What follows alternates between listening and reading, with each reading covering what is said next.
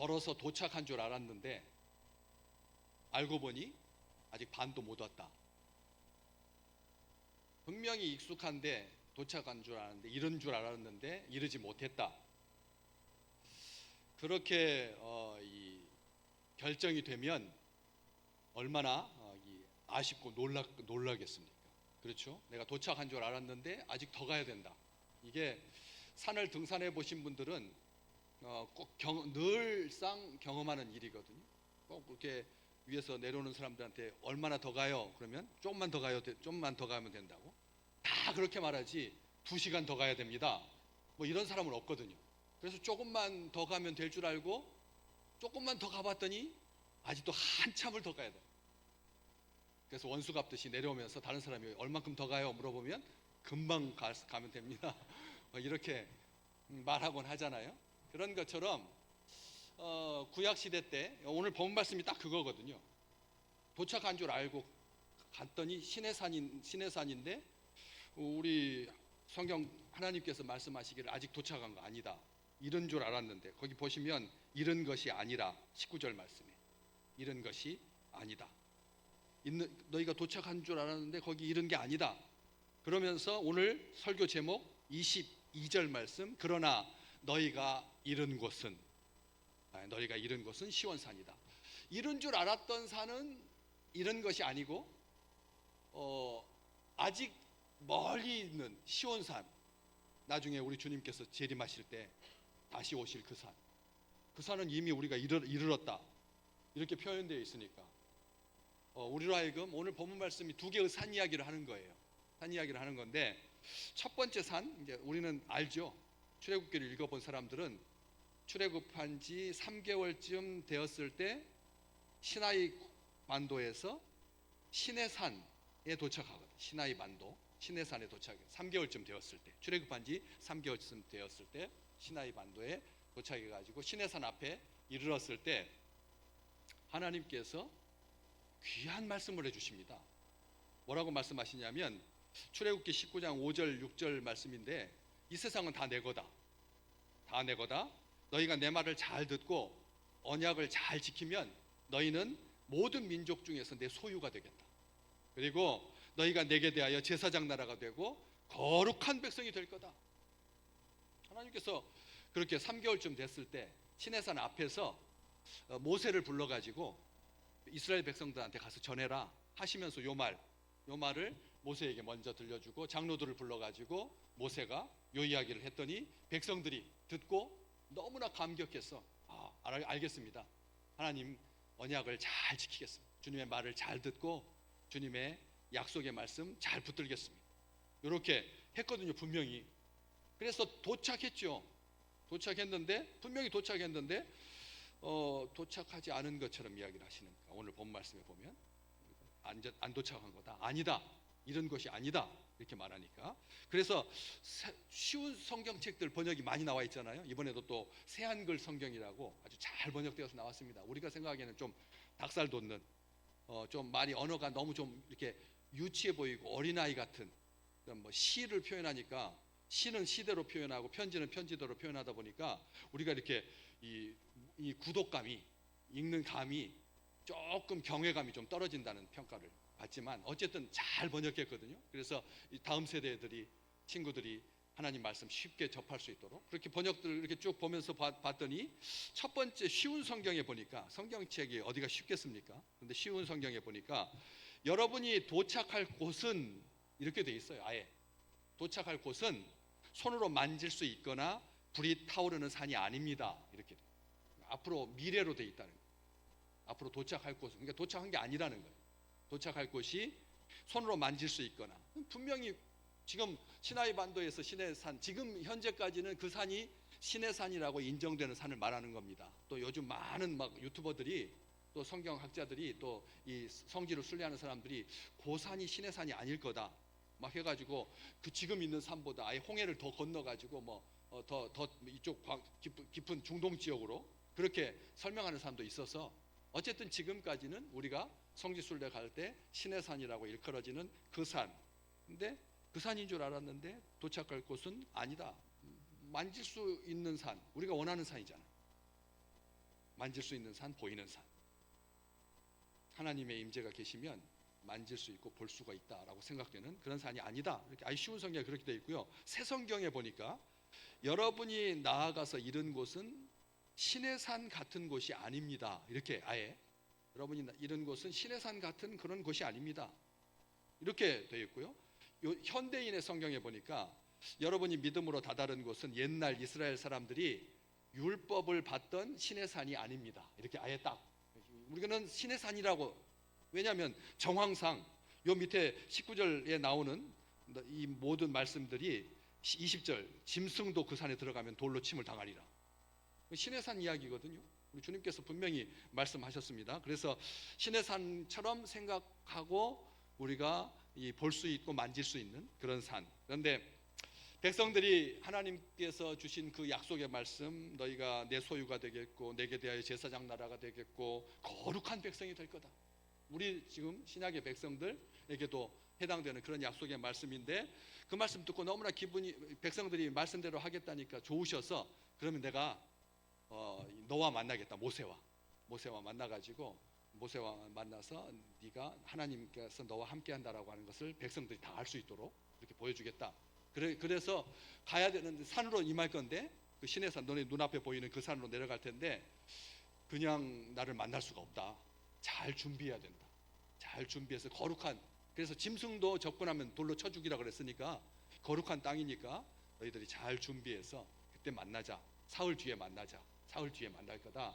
이렇게 만나기 위해서 이제 산으로 오시는 거죠. 백성들과 직접 만나면 죽을까봐 죽지 않도록 경계선을 정해가지고 더 이상 다가오지 못하게 하고 모세만 산으로 따로 불러서 그래서 모세와 만나 주시고 그렇게 그 하나님과의 만남을 위해서 준비합니다. 16절 출애굽기 19장 16절에 보면 셋째 날 아침에 그 주님께서 오시는 거죠. 보니까 어떻게 됐어요? 우레와 번개와 빽빽한 구름이 산 위에 있고 나팔 소리가 매우 크게 들렸다. 오, 나팔 소리가 큰 소리로 들렸다. 우레와 번개, 천둥 번개가 막 치고 그 다음에 빽빽하게 구름이 꽉 산 위에 꽉 있고 나팔 소리가 매우 크게 들렸다. 아주 큰 소리로 나팔 소리가 울려 퍼졌다. 그래서 진중에 있는 백성들이 어떻게 되었다? 모든 백성이 다 떨었다. 모든 백성이 다 떨었다. 18절도 한번 볼까요? 18절에도 보니까 시내산에 연기가 자욱하니 여호와께서 불 가운데서 거기 내려오셨다. 그랬더니 그 주변에 연기가 마치 가마터에서 그 불 피울 때 그 순간 화력을 높이기 위해 가지고 나무를 잔뜩 집어넣어 가지고 그냥 연기가 막 무럭무럭 피어오르는 것처럼 연기가 옹기 가마가 연기같이 떠오르고 특별하게 마지막 뒤에 온 산이 진동을 했다는 거예요. 그것도 크게라고 써놨어요. 크게 진동했다. 그러니까 여러분 지진 있는 데서 느껴보시면 알겠죠. 서울에서도 가끔씩 그러잖아요. 우리나라도 지금 지진이 막 여파가 있잖아요. 근데 남쪽에서 지진이 났는데 서울에서도 느껴지거든요. 진짜 느껴집니다. 그래서 하면요 그 지역에서 살다가 오신 분들 땅이 흔들리면 어때요? 느낌이 사람이 아닌 거죠.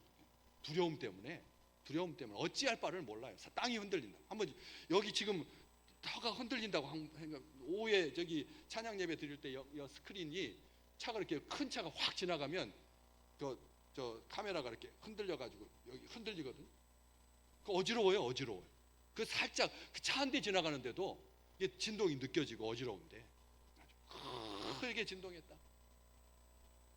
오늘 18절에서 19절 너희가 만질 수 있는 곳에 이른 것 아니다.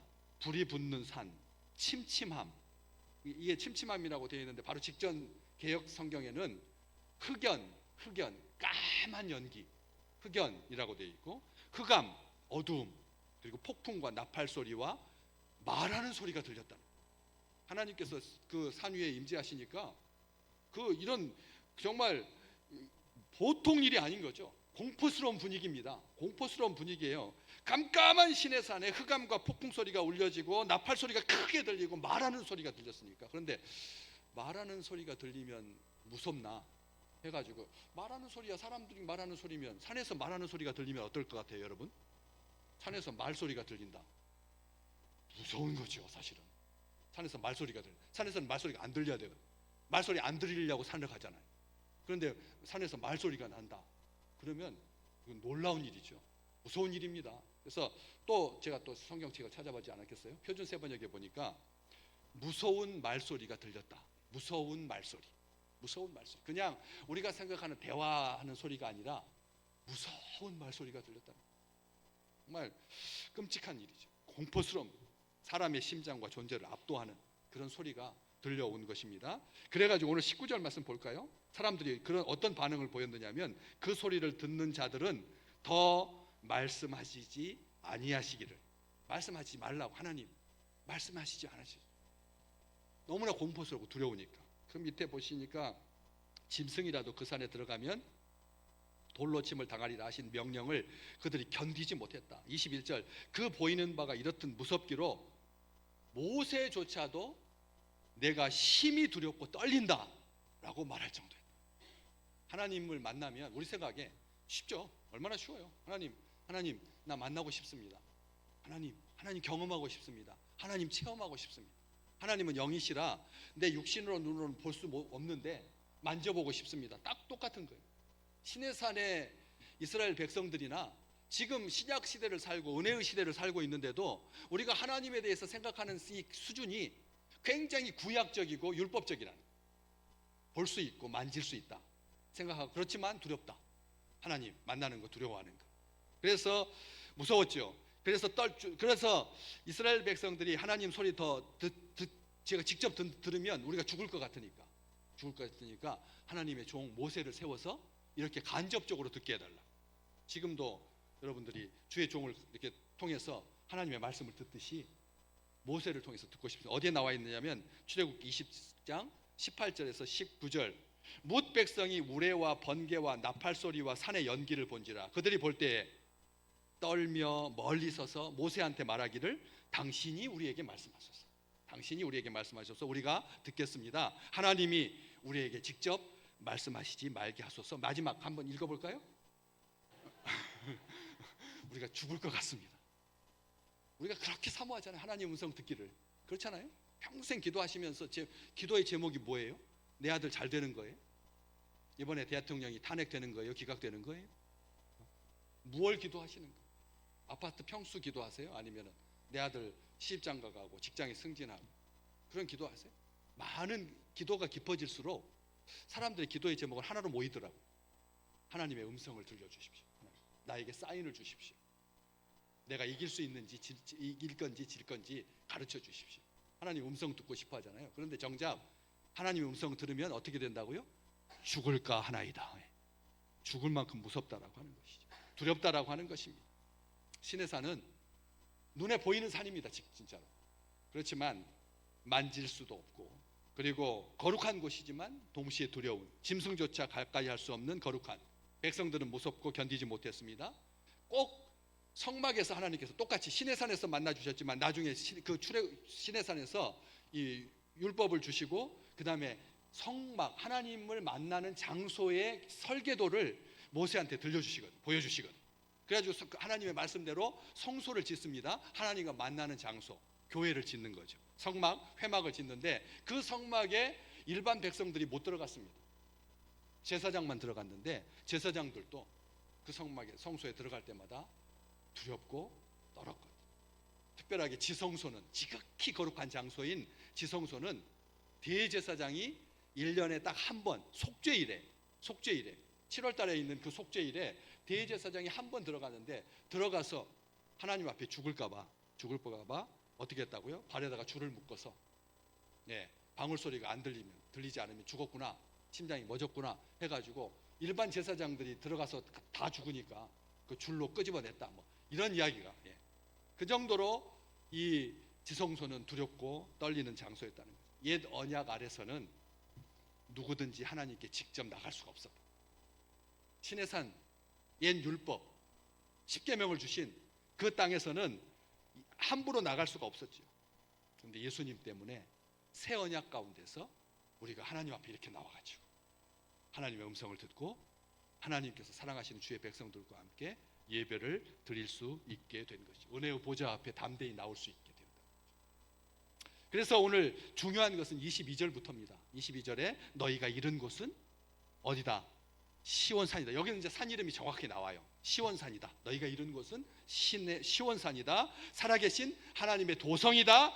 하늘의 예루살렘이다. 이 세 가지. 시온산, 살아계신 하나님의 도성, 하늘의 예루살렘. 어디죠?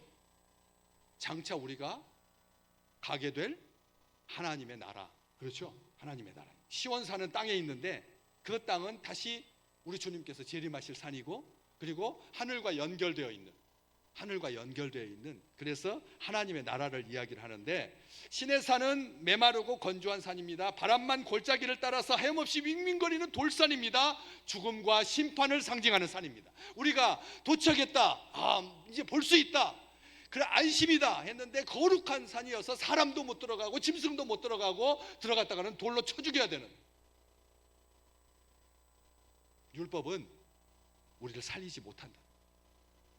구약은 거룩하긴 하지만 두렵다라고 하는, 죽을까봐 두려운 산. 반면에 우리가 다다른 이른, 우리가 지금 예배 드리고 있는 이 시온산은 복과 영생을 주시는 산이라는 거예요. 복과 영생을 주시는, 우리의 죄와 허물을 용서해 주시는 그런 산이 시온산이라는 거죠. 시온이라고 하는 말은 빛난다는 뜻입니다. 햇빛이 빛난다는 뜻입니다. 빛이신 예수 그리스도께서 계신다는 뜻입니다. 빛이신 예수께서 우리 가운데 계시다는 거예요. 그래서 우리가 그 은혜와 기쁨의 산에 도착했다. 신의 산은 과거의 옛 언약의 율법의 산이라면, 시온은 하나님께서 다윗의 신실하심을 보시고 너무나 기뻐서 대가로 은혜로 주신 산이죠. 신의 산은 그냥 그 자리에 있었던 산이고, 시온산은 다윗한테 너무나 내 마음에 합한 자다 해가지고 내가 너에게 이 시온산을 주마, 그리고 여기에 너의 왕궁을 세워라, 그리고 하나님의 성전을 세워라. 그래서 하나님과 만나고, 그리고 너의 통치가 대대로 이룰 것이다 라고 하는 새 언약을 상징하는 것이 시온산입니다. 바울은 나중에 갈라디아 교회에 편지하면서 이 두 산이 우리에게 상징하는 바가 크다. 첫 번째 신의 산은 구약의 율법을 따르는 육적인 이스라엘을 상징하고, 신의 산은, 시온산은 새 언약을 따르는 영적 이스라엘을 상징한다. 신의 산은 구약의 백성이고 율법의 백성이, 시온산은 신약의 백성, 새 예루살렘이다. 영적인 이스라엘이다. 바로 우리를 말하고 있는 거죠. 바로 뒤에서 나옵니다. 우리라고 하는 것은 금방 하늘에 기록된 장자들의 모임, 그리고 교회, 이렇게 기록되어 있잖아요.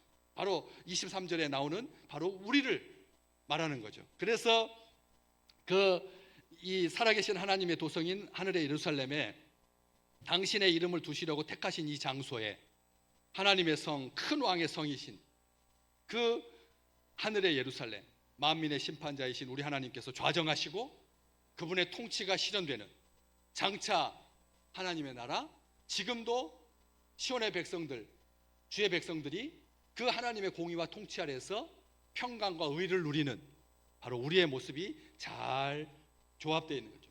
단절되어 있지 아니하고 연결되어 있습니다. 특별히 그 하나님께 예배드리는 천군 천사는 목적이 딱 하나예요. 여기 천만 천사라고 했으니까 천사가 천만 명일까요? 뭘까요? 천만, 사람의 숫자로 이게 명이라고 하지 않거든요. 천만 천사라고 돼 있지. 천만 천사라고 돼 있지. 천사 천만 명의 천사라고 명이라고 돼 있지. 사람이 아니라는 거죠.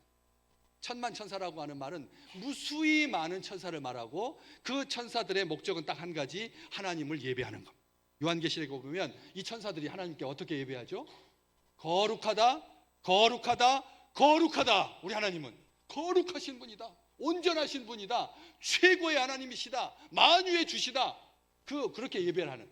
그리고 이 지상에서 예배드리는 주의 백성들을 돕고 보호하고 예배 잘 드릴 수 있도록 우리를 하여금 성전으로 이렇게 불러 모으시는 그런 역할을 감당해 주는 것이 천사거든. 그래서 그 천사, 여기에 보면 그냥 쭉 나열하는 것 같아요. 천사와 하늘에 기록된 장자들의 모임과, 앞에 구약의 신의 산은 다 눈에 보이는 그리고 무서운 어떤 자연현상이잖아요. 만질 수 있고 불이 붙는 산, 침침함, 흑암과 폭풍과 나팔 소리와 말하는 소리, 다 그렇죠? 사람이 아니잖아요. 그런데 시온산은 오늘 우리가 이런 시온산은 살아계신 하나님의 도성, 하나님이 나온 살아계신 하나님, 우리 24절에 새 언약의 중보자이신 예수님께서 계시고, 그리고 온전하게 된 의인의 영들과 성령께서 우리와 함께 계시는, 보시면 다 어때요? 교회를 말하고 있어요. 교회, 하나님의 나라. 교회, 하나님의 나라는 진주, 문, 금, 보석 이렇게 설명하지 아니하고 하나님과 함께 있는, 하나님과 함께하는 그런 모임이라고 이렇게 분명하게 기록되어 있는데, 천만 천사와 이렇게 하고 딱 끊고 23절에 하늘에 기록된 장자들의 모임 이렇게 나와 있는데, 이 천만 천사의 목적이 뭐라고요? 하나님께 예배하는 거고 주의 성도들과 함께 하나님을 기뻐하는 것, 이게 천사들의 목적이니까 천만 천사 속에는 그런 하나님을 예배한다라고 하는 의미가 들어가 있는데, 그것만 들어가 있는 것이 아니라 천만 천사들의 이 히브리서가 기록되어 있는 신약 성경 헬라어의 원문에는 천만 천사라고 하는 그 말 뜻이 무슨 뜻이냐면 천만 천사들의 즐거운 모임이라는 뜻입니다. 무슨 뜻이냐면 단수로 썼느냐 복수로 썼느냐에 따라서 복수가 가지고 있는 그 다양성, 그 완전성, 그 충족성, 그런 것처럼 천사가 천만이나 된다, 천만 천사라고 하는 그 말 속에서는 즐겁게 잔치한다, 모임이다, 즐거운 모임이다라고 하는 것이 당연히 따라오는 의미라는, 그래서 그걸 번역 안 하는 거예요. 그 말, 그 의미까지, 그 복수의 형태까지, 천만 천사라고 하는 말이 가지고 있는 그 깊은 의미까지는 번역을 하지 않으니까 그냥 한글 성경으로 보면 천만 천사라고 되어 있는데, 진짜로 푼다면 이 헬라어가 가지고 있는 천만 천사의 개념대로 해석을 한다면 즐거운 모임이 같이 들어가 있다. 그래서 해석하면 천만 천사의 즐거운 모임과 이렇게 되는 겁니다. 모임이라는 거죠. 그리고 하늘에 기록된 장자들의 모임과, 하늘에 기록된 장자들의 모임이라고 하는 말은 그 구약 시대 때 이집트에서 출애굽할 때 이스라엘 백성들이 하나님께서 마지막 10번째 재앙, 무슨 재앙이었죠? 장자를 죽이는 그 장자를 죽이는 재앙을 벗어나기 위해서 이스라엘 사람들한테 하나님께서 뭐 하라고 했습니까? 어린 양의 피를 문 기둥하고 위에 지방에다가 발라라, 인방에다가 발라라. 그래서 문에다가 어린 양의 피를 발라서 그 믿음대로 피를 바른 사람들의 장자는 어떻게 됐나요? 죽지 않았죠. 살아났던 거잖아요. 그래서 여기서 이 하늘에 기록된 장자들의 모임이라고 하는 말은 바로 그런 의미입니다. 하나님께서 이스라엘의 장자들을 죽음에서 건져주셨다. 옛사람은 죽고 어린 양의 피로 새로운 생명을 얻은 새 피조물이 되었다. 바로 우리를 말하는 거예요. 우리를 말하는 거예요. 그 당시의 역사로는 이스라엘의 실제의 첫 아들, 첫 짐승 다 포함하는 거였지만, 이제 시온산에 이른 주의 백성들에게 이 개념은 바로 우리를 말한다. 그들에 대한 소유권은 전적으로 하나님께 있고, 그래서 우리는 하나님의 소유된 백성인 거죠. 그래서 하늘에 기록된 장자들의 모임과 교회라고 하는 것을 바로 이전 성경에는 장자들의 총회 이렇게 기록되어 있습니다. 장자들의 모임이 총회이고, 그리고 바로 교회다. 그래서 교회하고 장자들의 모임이 분리되어 있지 않다는 거죠. 우리 지상에서 하나님께 예배드립니다. 지금 똑같은 이 시간 천상에서도 하나님께 믿음의 선배들이 벌써 예배드리고 있다는 거죠. 그래서 지상의 예배와 천상의 예배가 분리되지 않는다는 거예요. 그래서 그러니까 그냥 단순 접속사로 뭐뭐와 이렇게 7번 강조하고 있는 거죠. 시내산도 7번 7가지 현상에 대해서 강조하지만 시온산에서도 7가지 현상에 대해서 말하고 있는 것입니다. 특별히 제일 중요한 것은 24절입니다. 새 언약의 중보자이신 예수 그리스도께서 우리와 함께 계신다.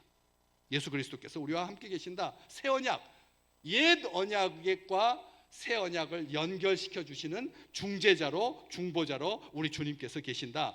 그리고 마지막 24절 후반부, 아벨의 피보다 더 나은 것을 말하는 뿌린 피, 이게 예배에 있어서 우리의 예배를 온전한 예배가 되게 해주시는 가장 강력한 사인입니다. 아벨의 피보다 더 나은 것을 말하는 뿌린 피, 복잡하죠? 굉장히 복잡합니다. 예수님의 피를 말하는데, 예수님의 보혈을 말하는데 아벨의 피보다 더 나은 것을 말한다 이렇게 되어 있어요. 우리 주님의 보혈이 아벨이 말한 것보다 더 나은 말을 한다 이렇게 기록되어 있어서 왜 주님의 보혈이 아벨의 피보다 더 귀하다라든지 그렇잖아요. 아벨의 피보다 우리 주님의 피가 더 능력이 있다라든지 이렇게 말하지 아니하고 왜 더 나은 말을 할까? 피가 금방 확인할 수 있습니다.